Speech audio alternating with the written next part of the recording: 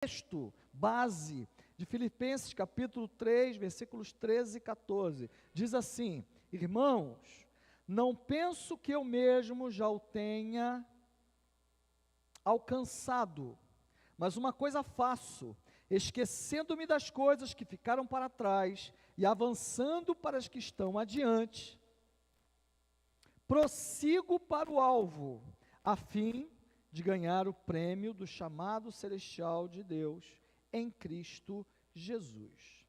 Então, para quem não veio semana passada, só uma passada aqui para a gente. Nós vimos em algum lugar passado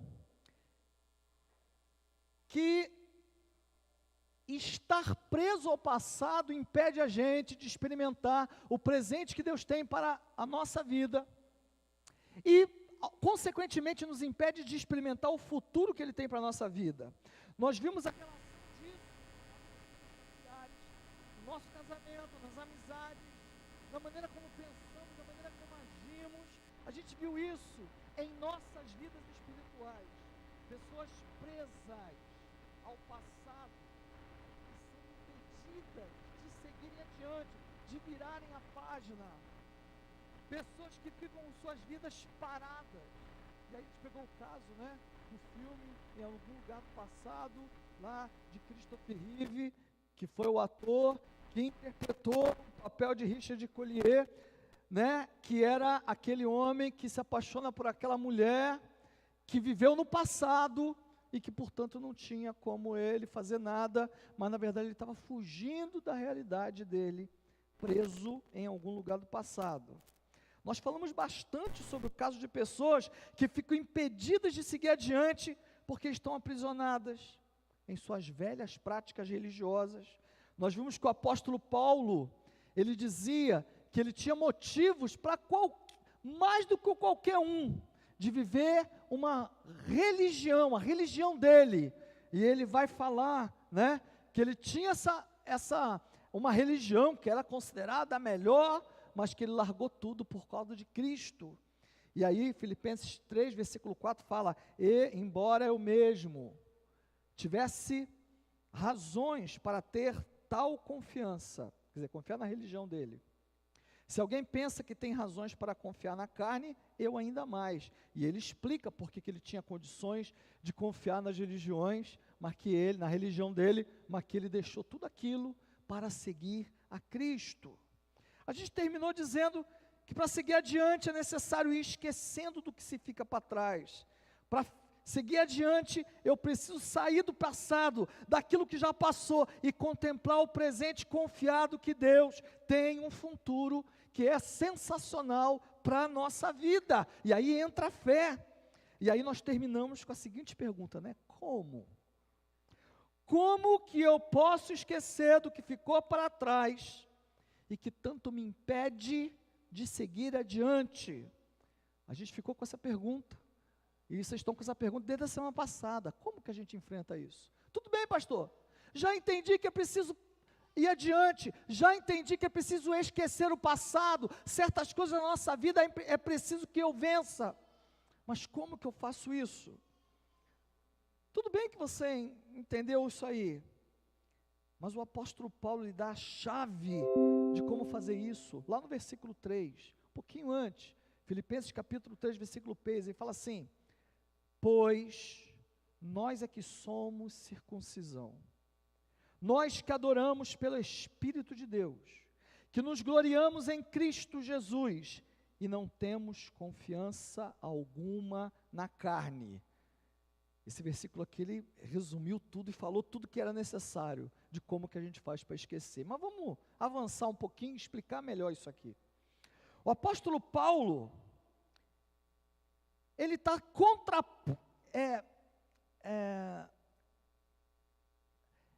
contrapondo a lei mosaica com as práticas religiosas, que é operada pelo Espírito Santo em cada coração.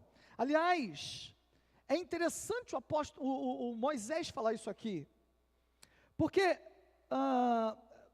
Paulo fala isso aqui, porque Moisés, ele tinha dito que era plano de Deus, que o homem se circuncidasse. Mas depois, o próprio Moisés, que entrega a lei para o povo de Israel, diz que depois dele viria um profeta maior que ele, ou seja, está se referindo a Jesus. E ele está falando que a lei uma hora vai acabar, porque este profeta vai circuncidar o coração de vocês. Lá em Deuteronômio, capítulo 30, versículo 6, fala assim, e aí é Moisés falando: o Senhor, o seu Deus, dará um coração fiel a vocês e aos seus descendentes, para que o amem de todo o coração e de toda a alma e vivam. Nesse texto aqui, a tradução da NVI, ela vai estar tentando explicar o que é circuncidar o coração. Mas no original, ele vai falar de circuncidar o coração e não dará um coração fiel a vocês. Na tradução de Almeida fala o seguinte: o Senhor, teu Deus, circuncidará o teu coração. O mesmo texto. E o coração de tua descendência, para amares ao Senhor teu Deus com todo o coração e que toda a tua alma, para que vivas. Moisés, quando está falando isso aqui, ele está, na verdade, profetizando o tempo em que o Espírito Santo seria derramado sobre todo o coração. Circuncidando o coração e fazendo com que os corações se rendessem a Deus, obedecessem a Deus. Circuncidar o coração, meu querido, é o termo exato que Moisés utilizou. Ou seja, o mesmo homem que foi usado para entregar a lei, ele mesmo deixou uma cláusula lá, mas essa lei um dia vai acabar, porque será derramado sobre vocês o Espírito Santo, amém? Que é o próprio Deus, que nos leva a obedecer a palavra de Deus. O texto ainda diz assim, né, para que vivas. Ou seja, Moisés profetizou o tempo do Messias, o tempo nosso. Em Jesus, e foi Jesus que disse assim, ó, eu sou o caminho, a verdade e a... Ou seja, para que vivas, está totalmente ligado ao ministério de Jesus na nossa vida. Essa vida, portanto, é para quem? Essa nova vida com Cristo. É para quem esquece-se das coisas que vão ficando para trás e seguem adiante, conforme o apóstolo Paulo disse, porque não é possível a gente experimentar o novo de Deus na nossa vida, vivendo ainda por temas, por conceitos, traumatizado por coisas que aconteceram no passado, meus irmãos. Se os religiosos falam de confiança na carne, na religião, nas tradições, Paulo fala da confiança em Jesus e na ação do Espírito Santo que vem após isso. E é por isso que ele fala assim, ó, Romanos 2, versículo 29, o próprio apóstolo Paulo fala assim: não, judeu é quem o é interiormente, e circuncidado, e circuncisão é aquela operada no coração, ou seja, profetizada por Moisés, pelo Espírito e não pela lei escrita. Para estes o louvor não provém dos homens, mas de Deus. Paulo aqui é radical em diferenciar a era da lei com a era do Espírito, que é justamente a era que nós estamos vivendo entre nós. Todo o resgate de Jesus na cruz, nada mais foi do que o nosso resgate da morte, para a gente viver uma vida pelo Espírito, não mais pela lei. Assim, meu querido, não há mérito nenhum em nós, é o Espírito que nos convence. E aí João, capítulo 16, a partir do versículo 8, vai falar o seguinte: quando ele vier, e aí Jesus falando sobre a obra do Espírito Santo na nossa vida, quando ele vier, convencerá o mundo do pecado, da justiça e do juízo. Do pecado, porque os homens não creem em mim, da justiça, porque vou para o Pai, e vocês não me verão mais, e do juízo, porque o príncipe desse mundo já está condenado. Tenho muita coisa a lhes dizer, o Senhor Jesus falando, mas vocês não o podem suportar agora, mas quando o Espírito da verdade vier, ele os guiará a toda a verdade, não falará de si mesmo, falará apenas o que ouvir, e lhes anunciará o que está por vir. Essa é a obra do Espírito Santo na nossa vida. Perceba que Jesus disse que seria o Espírito que nos conduziria a toda a verdade, ou seja, circuncidando, trabalhando no nosso coração, o Espírito Santo tem a missão de nos levar até a vontade de Deus. Então, sem uma forte atuação do Espírito Santo nas nossas vidas, não há como Ele nos ensinar, não há como Ele nos guiar e nos levar além da onde nós estamos, meus irmãos. Então, vida cristã sem a atuação do Espírito Santo é viver em algum lugar do passado. Uma vida com Deus, sem atuação do Espírito Santo, é querer viver pela lei, é querer viver para aquilo que ficou para trás.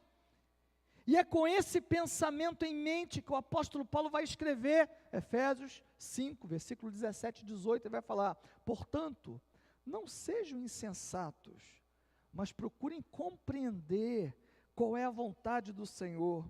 Não se embriaguem com vinho, que leva à libertinagem, mas deixem-se encher pelo Espírito.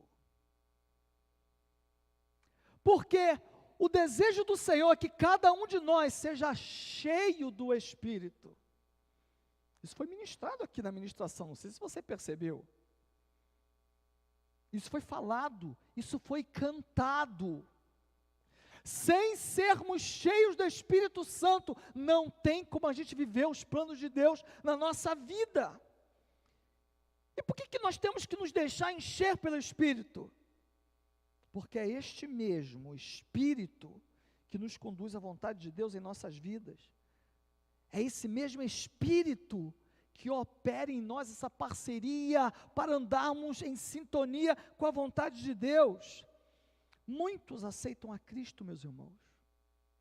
Na igreja, muitos aceitaram a Cristo. Muitos fizeram de Jesus o seu Senhor. O problema é que muitos que fizeram essas coisas estão parados em sua fé, simplesmente porque eles não têm se deixado encher do Espírito Santo. Sabe por que tem conversas tolas no nosso meio? Porque está faltando a gente se encher do Espírito Santo. Sabe por quê? Que às vezes, no meio de amigos, sai enrosco entre nós, porque está precisando que a gente seja cheio do Espírito Santo. Sabe por quê? Às vezes, pessoas tremem diante de situações que você olha e fala assim, mas por que ele está temendo tanto essa situação? Porque às vezes está faltando ser cheio do Espírito Santo. Sabe por que você vê no meio um monte de gente que até hoje não se livrou de certas práticas que não tem nada a ver com Cristo? Porque ainda não se deixaram encher do Espírito Santo.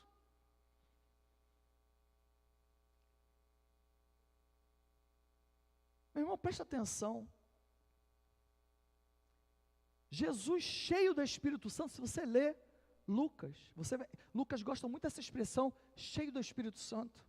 Ele vai falar o seguinte: Jesus, cheio do Espírito Santo, foi impelido ao deserto para ser tentado por Satanás.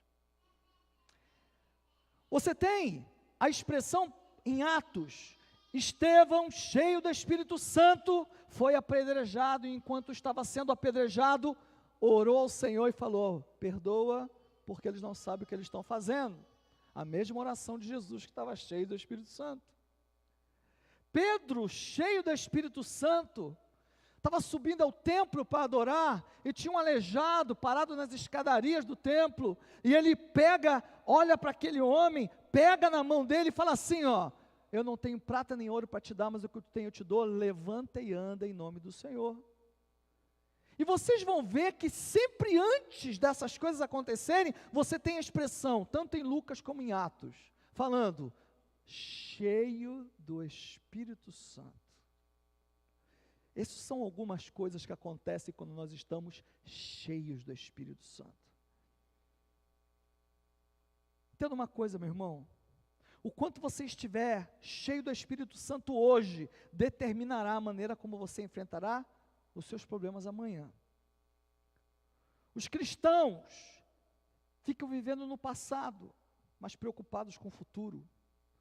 Aí tem uma mensagem lá no canal chamada De Volta para o Futuro, né? Que é outro tema de filme. E é a mesma coisa. O cara não vive o presente, ou está preso em algum lugar do passado, ou está pensando em voltar para o futuro.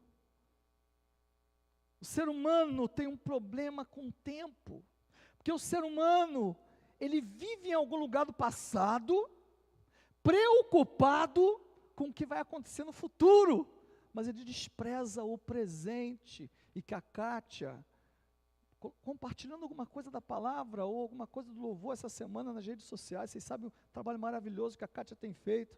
Ela colocou assim, ó: o passado já passou, o futuro ainda vai acontecer, mas o presente, o próprio nome já fala, é um presente. E é realmente isso. O presente é um presente de Deus, porque você está vivo, mas a gente não tem vivido o presente, meus irmãos. Meus irmãos, reparem a quantidade de reclamações que nós fazemos e que a gente não vive.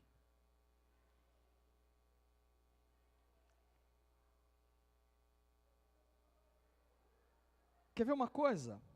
Fala que você vai revelar coisas do passado de alguém. Reunião do revelamento do passado. O Marcão frequenta alguns lugares assim. Lota. Fala que vai fazer um estudo de Apocalipse, as últimas coisas. Lota. Mas o que te pode curar dos seus traumas do passado, determinar um bom futuro para a sua vida, é justamente um presente cheio do Espírito Santo na sua vida. Os discípulos, queridos, eles tinham vivido 3 anos de treinamento intensivo com Jesus. Eles ficaram com Jesus durante 3 anos, comendo, dormindo, o tempo todo com ele, falando com ele, escutando dele. Vocês acham que tem algum treinador melhor do que Jesus? Não tem. E os caras tiveram acesso a Jesus 3 anos. Mas quando Jesus estava quase indo para a cruz, olha o tipo de conversa que ele tinha que ouvir dos discípulos dele. Atos 1, versículo 6. Então, os que estavam reunidos lhe perguntaram: Senhor, é neste tempo que vais restaurar o reino de Israel?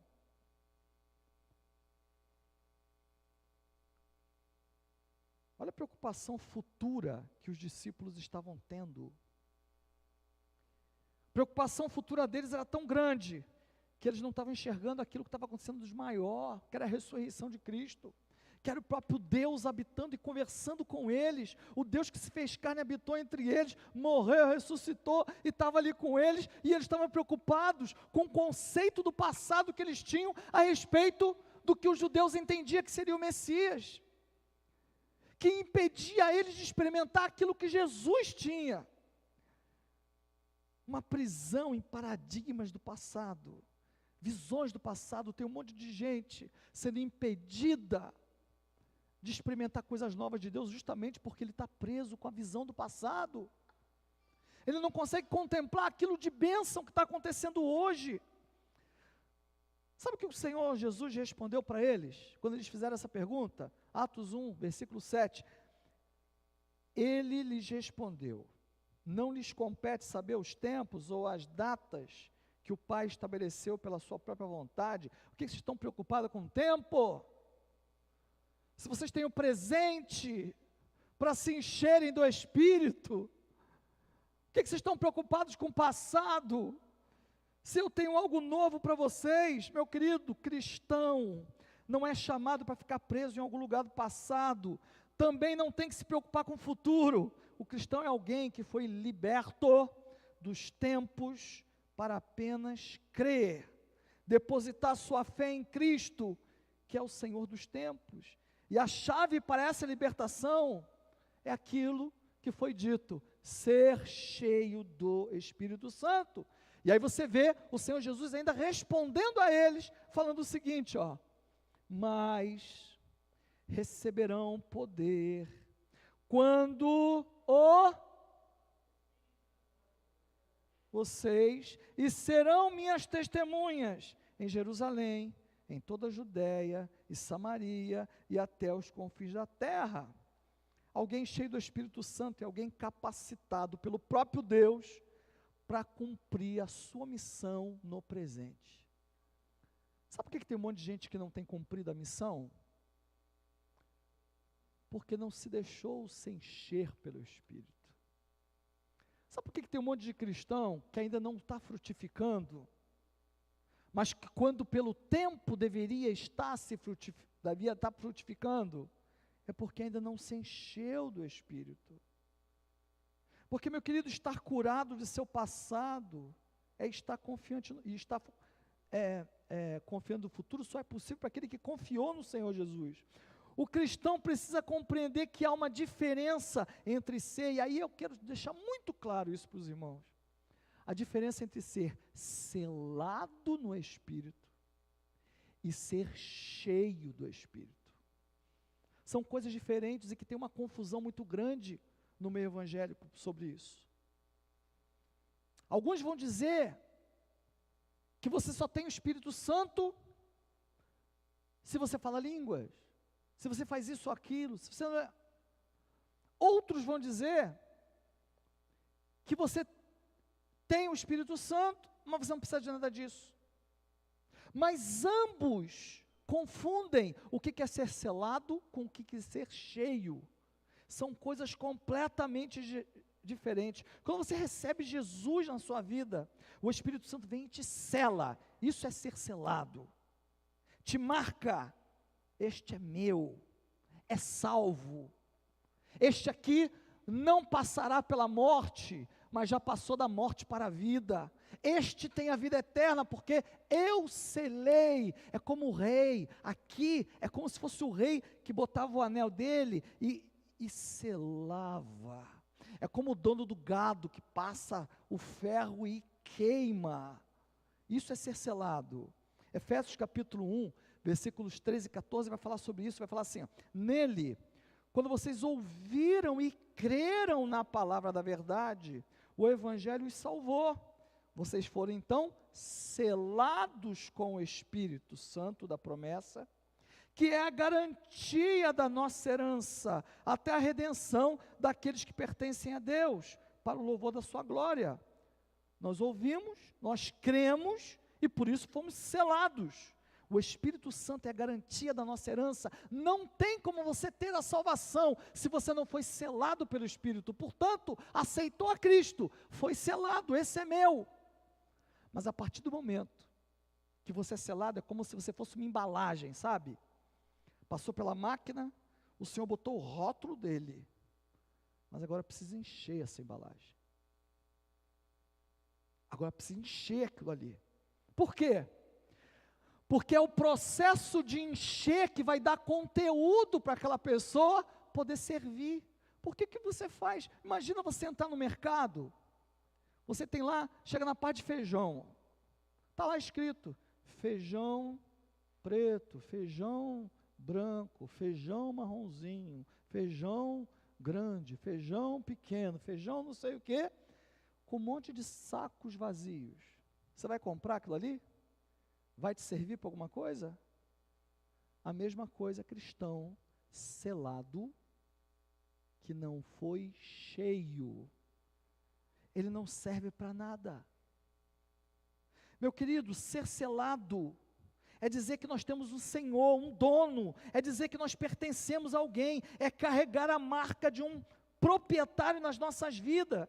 2 Coríntios capítulo 1, versículo 22, o apóstolo Paulo fala assim, nos selou como sua propriedade e pôs o seu Espírito em nossos corações para a garantia do que está por vir, ou seja, para a salvação. O selo é a marca da propriedade, como um ferro quente que marca o gado, mas ser cheio do Espírito Santo é ter poder de Deus operando em nós.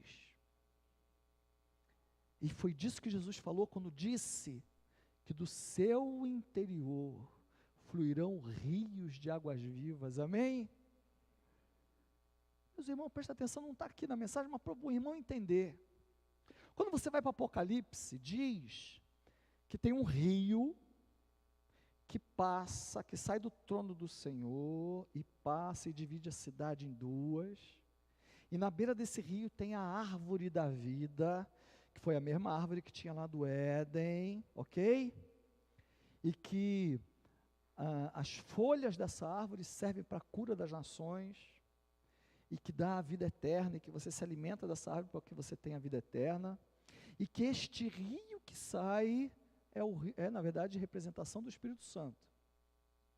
Quando agora o texto está falando, quando Jesus fala que do seu interior fluirão rios de água viva, significa o seguinte, que a pessoa que está cheia, porque só entorna, só sai, só derrama aquilo que está cheio, porque se você pega um copo e deixa pela metade, o que você vai entornar dali? O que você vai poder sair? Isso só tem para você, você não tem para mais ninguém. Sabe o azeite da botija? Que o profeta mandou ela pegar e derramar sobre, traga vasilhas, traga vasilhas, traga vasilhas, e ele ia empurrando, ia colocando, quem lembra dessa história, levanta a mão. Ele ia enchendo, e quando aquela viúva acabou de encher todos os potes de azeite, o azeite acabou. Porque é algo que o Espírito opera em nós. Aquele que está cheio do Espírito Santo tem para si e tem para os outros. Mas aquele que está vazio, mal se aguenta em pé, meu irmão. Olha a importância da gente ser cheio do Espírito Santo. Então não é uma coisa assim, quer ver? Ser cheio do Espírito Santo é para alguns escolhidos. Não, ser cheio do Espírito Santo é para pessoas especiais. Ser cheio do Espírito Santo é para alguém que é mais bonitinho. Não. A promessa de ser cheio do Espírito Santo está sobre cada um de nós. É para mim, é para você, é para você, é para você, é para cada um de nós, meus irmãos. É desejo de Deus. Não, mas o pastor tem que ser cheio do Espírito Santo. Tem também. Mas a Amanda, para estar ali na transmissão, precisa ser também. A Edilene lá na recepção também tem que ser. Você que está sentado aí, também tem que ser. A promessa de se derramar do Espírito sobre toda a carne é para cada um de nós. Nos transformando, nos capacitando, gerando um novo homem, uma nova mulher, de acordo com os planos de Deus. Não dá, meu irmão, para você olhar para o seu passado e você perceber que você é o mesmo de 5 anos atrás, é o mesmo de 10 anos atrás, é o mesmo de 20 anos atrás. Você não pode ser o mesmo, porque você precisa ser transformado pelo Espírito Santo. Mas por que eu não estou sendo? Ou por que isso é tão lento na minha vida? Simplesmente porque está faltando você buscar ser cheio do Espírito Santo. Como que eu me encho do Espírito Santo? Aí eu te pergunto, como que você investe no teu relacionamento? Eu fiquei com o Sejane essa semana, sozinhos lá em casa, né? O feriadão todo. Oh, que bênção, oh, que glória. Os meninos viajaram, foram para a praia e a gente ficou sozinho.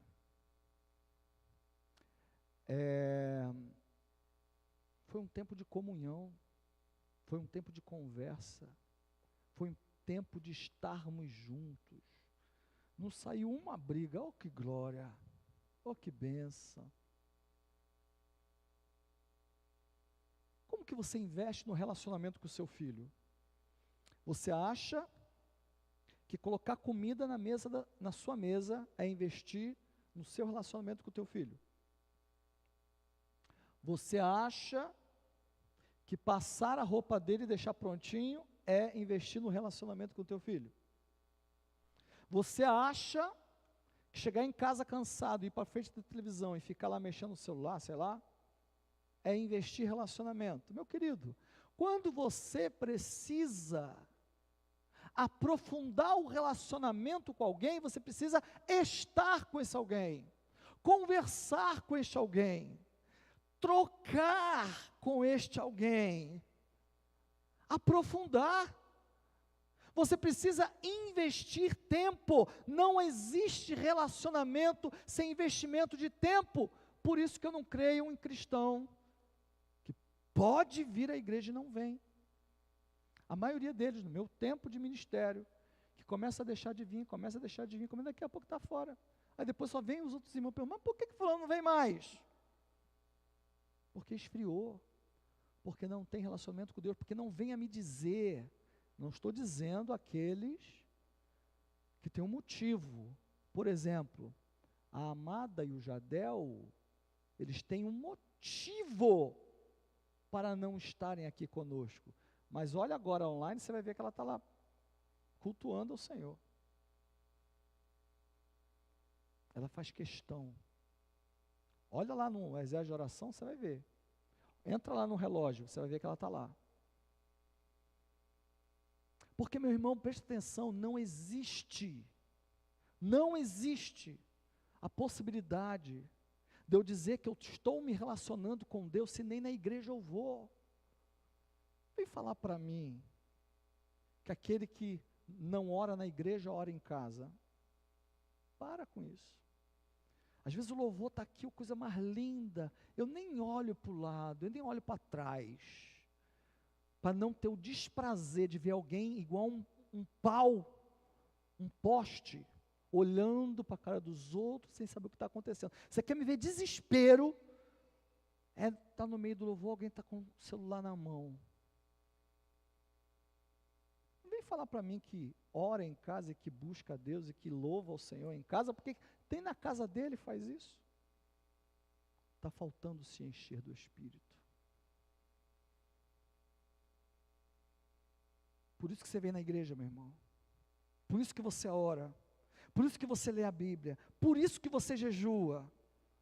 Porque como diz o texto, Efésios 5, 18 a 20, fala assim: não se embriaguem com vinho, que leva à libertinagem, mas deixem-se encher pelo Espírito, falando entre si com salmos, hinos e cânticos espirituais, cantando e louvando de coração ao Senhor, dando graças constantemente a Deus Pai por todas as coisas, em nome do nosso Senhor Jesus Cristo.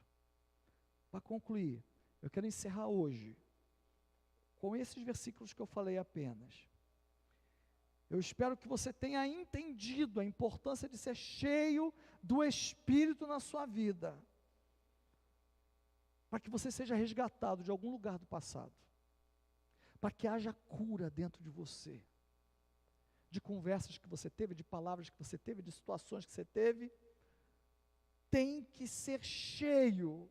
Você não pode aceitar que isso é para uma coisa, para pessoas espirituais apenas, meu irmão. Não, tem que ser cheio.